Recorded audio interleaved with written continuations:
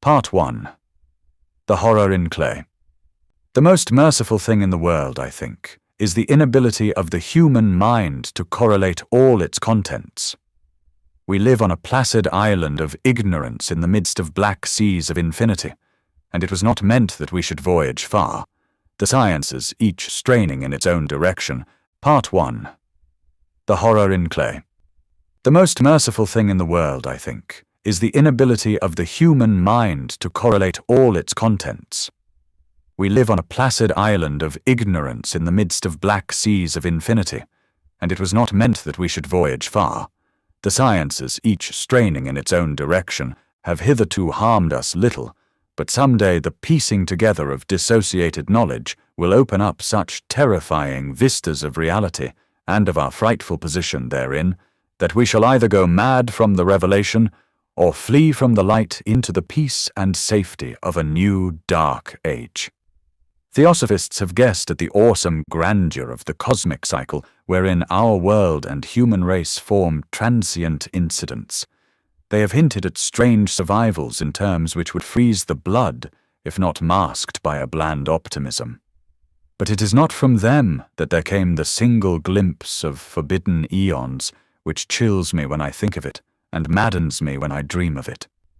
That glimpse, like all dread glimpses of truth, flashed out from an accidental piecing together of separated things, in this case an old newspaper item and the notes of a dead professor. I hope that no one else will accomplish this piecing out. Certainly, if I live, I shall never knowingly supply a link in so hideous a chain. I think that the professor, too, intended to keep silent regarding the part he knew, and that he would have destroyed his notes had not sudden death seized him. My knowledge of the thing began in the winter of 1926-27 with the death of my great-uncle, George Gammell Angell, Professor Emeritus of Semitic Languages in Brown University, Providence, Rhode Island. Professor Angell was widely known as an authority on ancient inscriptions and had frequently been resorted to by the heads of prominent museums, so that his passing at the age of 92 may be recalled by many. Locally, interest was intensified by the obscurity of the cause of death. The professor had been stricken whilst returning from the Newport boat, falling suddenly. As witnesses said, after having been jostled by a nautical-looking Negro who had come from one of the queer, dark courts on the precipitous hillside which formed a shortcut from the waterfront to the deceased's home in William Street. Physicians were unable to find any visible disorder, but concluded after perplexed debate that some obscure lesion of the heart, induced by the brisk ascent of so steep a hill by so elderly a man, was responsible for the end. At the time I saw no reason to dissent from this dictum, but latterly I am inclined to wonder, and more than wonder. As my great-uncle's heir and executor, for he died a childless widower, I was expected to go over his papers with some thoroughness, and for that purpose moved his entire set of files and boxes to my quarters in Boston. Much of the material which I correlated will be later published by the American Archaeological Society, but there was one box which I found exceedingly puzzling, and which I felt much averse from showing to other eyes. It had been locked, and I did not find the key till it occurred to me to examine the personal ring which the professor carried in his pocket.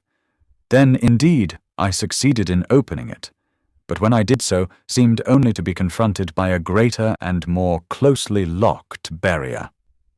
For what could be the meaning of the queer clay bas-relief and the disjointed jottings, ramblings, and cuttings which I found? Had my uncle, in his latter years, become credulous of the most superficial impostures? I resolved to search out the eccentric sculptor responsible for this apparent disturbance of an old man's peace of mind. The bas-relief was a rough rectangle, less than an inch thick, and about 5 by 6 inches in area, obviously of modern origin. Its designs, however, were far from modern in atmosphere and suggestion, for although the vagaries of cubism and futurism are many and wild, they do not often reproduce that cryptic regularity which lurks in prehistoric writing. And writing of some kind the bulk of these designs seemed certainly to be, though my memory, despite much the papers and collections of my uncle, failed in any way to identify this particular species, or even hint at its remotest affiliations. Above these apparent hieroglyphics was a figure of evident pictorial intent, though its impressionistic execution forbade a very clear idea of its nature. It seemed to be a sort of monster, or symbol representing a monster, of a form which only a diseased fancy could conceive. If I say that my somewhat extravagant imagination yielded simultaneous pictures of an octopus, a dragon, and a human caricature, I shall not be unfaithful to the spirit of the thing. A pulpy, tentacled head surmounted a grotesque and scaly body with rudimentary wings, but it was the general outline of the whole which made it most shockingly frightful. Behind the figure was a vague suggestions of a cyclopean architectural background. The writing accompanying this oddity was, aside from a stack of press cuttings, in Professor Angell's most recent hand, and made no pretense to literary style. What seemed to be the main document was headed Cthulhu Cult, in characters painstakingly printed to avoid the erroneous reading of a word so unheard of. This manuscript was divided into two sections, the first of which was headed 1925, Dream and Dream Work of H. A. Wilcox, 7 Thomas Street, Providence, R.I., and the second, Narrative of Inspector John R. Legrasse, 121 Bienville Street, New Orleans, Louisiana, at 1908 AAS meeting, notes on same, and Professor Webb's account. The other manuscript papers were brief notes, some of them accounts of the queer dreams of different persons, some of them citations from theosophical books and magazines, notably W. Scott Eliot's Atlantis and The Lost Lemuria, and the rest comments on long-surviving secret societies and hidden cults, with references to passages in such mythological and anthropological source books as Fraser's Golden Bough and Miss Murray's Witch Cult in Western Europe. The cuttings largely alluded to outre mental illness and outbreaks of group folly or mania in the spring of 1925. The first half of the principal manuscript told a very particular tale. It appears that on March 1st, 1925, a thin, dark young man of neurotic and excited aspect had called upon Professor Angell, bearing the singular clay bas-relief, which was then exceedingly damp and fresh.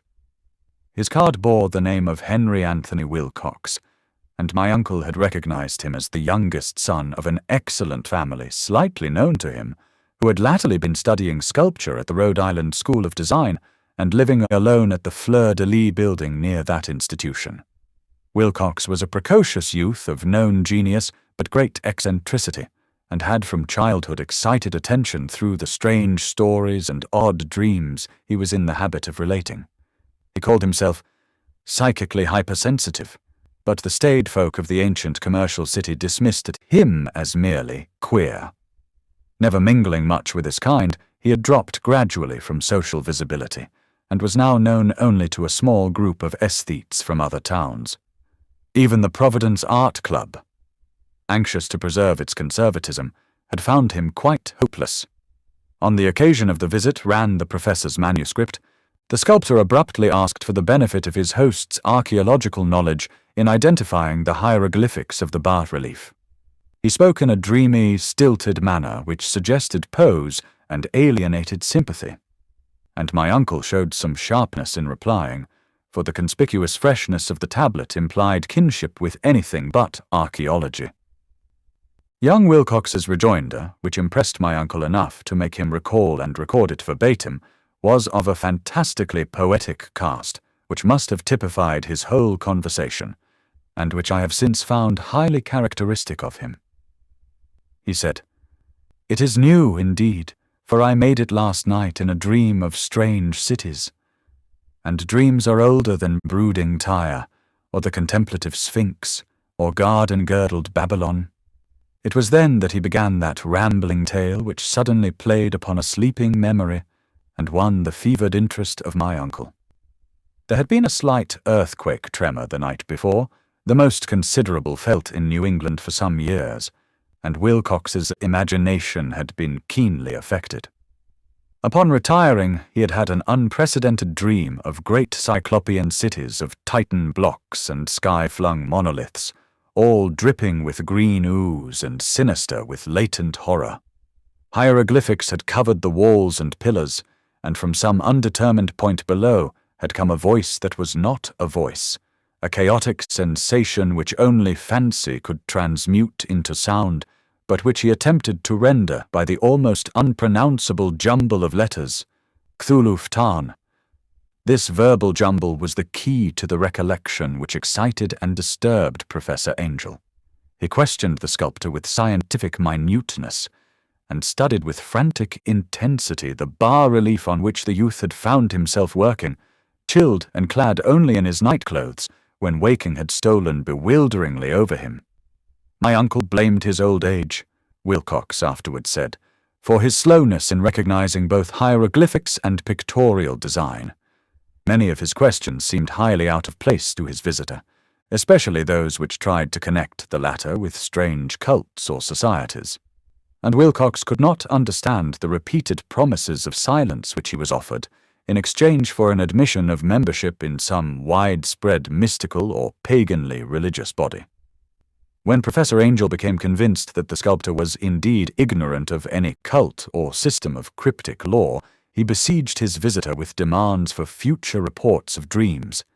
This bore regular fruit, for after the first interview the manuscript records daily calls of the young man, during which he related startling fragments of nocturnal imagery, whose burden was always some terrible cyclopean vista of dark and dripping stone, with a subterranean voice or intelligence shouting monotonously in enigmatical sense impacts, uninscribable save as gibberish. The two sounds frequently repeated are those rendered by the letters Cthulhu and relief. On March 23rd, the manuscript continued, Wilcox failed to appear, and inquiries at his quarters revealed that he had been stricken with an obscure sort of fever and taken to the home of his family in Waterman Street. He had cried out in the night, arousing several other artists in the building, and had manifested since then only alternations of unconsciousness and delirium. My uncle at once telephoned the family, and from that time forward kept close watch of the quay, calling often at the Thayer Street office of Dr. Toby, whom he learned to be in charge. The youth's febrile mind, apparently, was dwelling on strange things, and the doctor shuddered now and then as he spoke of them. They included not only a repetition of what he had formerly dreamed, but touched wildly on a gigantic thing miles high, which walked or lumbered about. He at no time fully described this object, but occasional frantic words, as repeated by Dr. Toby, convinced the professor that it must be identical with the nameless monstrosity he had sought to depict in his dream sculpture. Reference to this object, the doctor added, was invariably a prelude to the young man's subsidence into lethargy. His temperature, oddly enough, was not greatly above normal, but the whole condition was otherwise such as to suggest true fever rather than mental disorder. On April 2nd, at about 3 p.m., every trace of Wilcox's malady suddenly ceased. He sat upright in bed, astonished to find himself at home, and completely ignorant of what had happened in dream or reality since the night of March 22nd. Pronounced well by his physician, he returned to his quarters in 3 days, but to Professor Angell he was of no further assistance.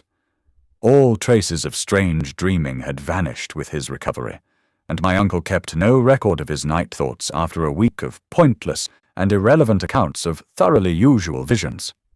Here the first part of the manuscript ended, but references to certain of the scattered notes gave me much material for thought.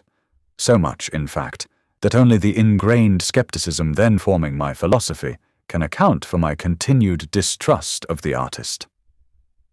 The notes in question were those descriptive of the dreams of various persons, covering the same period as that in which young Wilcox had had his strange visitations. My uncle, it seems, had quickly instituted a prodigiously far-flung body of inquiries amongst nearly all the friends whom he could question without impertinence, asking for nightly reports of their dreams and the dates of any notable visions for some time past. The reception of his request seems to have varied, but he must, at the very least, have received more responses than any ordinary man could have handled without a secretary. This original correspondence was not preserved, but his notes formed a thorough and really significant digest. Average people in society and business, New England's traditional salt of the earth, gave an almost completely negative result, though scattered cases of uneasy but formless nocturnal impressions appear here and there, always between March 23rd and April 2nd, the period of young Wilcox's delirium.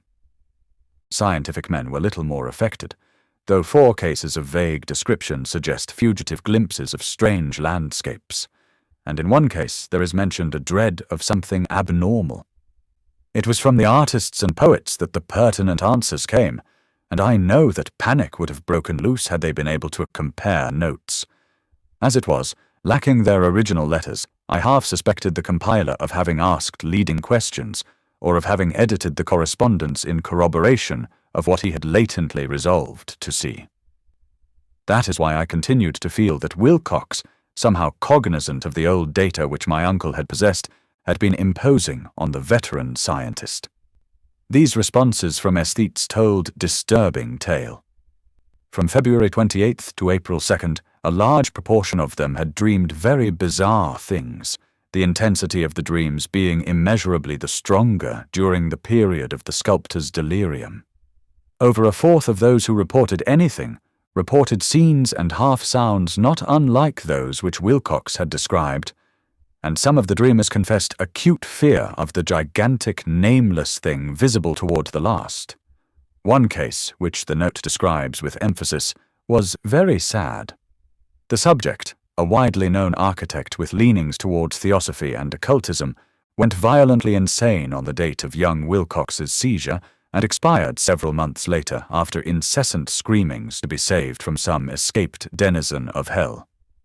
Had my uncle referred to these cases by name instead of merely by number, I should have attempted some corroboration and personal investigation, but as it was, I succeeded in tracing down only a few. All of these, however, bore out the notes in full. I have often wondered if all the objects of the professor's questioning felt as puzzled as did this fraction. It is well that no explanation shall ever reach them. The press cuttings, as I have intimated, touched on cases of panic, mania, and eccentricity during the given period. Professor Angell must have employed a cutting bureau, for the number of extracts was tremendous, and the sources scattered throughout the globe. Here was a nocturnal suicide in London, where a lone sleeper had leaped from a window after a shocking cry. Here, likewise, a rambling letter to the editor of a paper in South America, where a fanatic deduces a dire future from visions he has seen. A dispatch from California describes a theosophist colony as donning white robes en masse for some glorious fulfillment, which never arrives, whilst items from India speak guardedly of serious native unrest toward the end of March 22nd to 23rd. The west of Ireland, too, is full of wild rumour and legendary, and a fantastic painter named Ardua Bono hangs a blasphemous dream landscape in the Paris Spring Salon of 1926. And so numerous are the recorded troubles in insane asylums that only a miracle can have stopped the medical fraternity from noting strange parallelisms and drawing mystified conclusions. A weird bunch of cuttings, all told. And I can at this date scarcely envisage the callous rationalism with which I set them aside. But I was then convinced that young Wilcox had known of the older matters mentioned by the professor.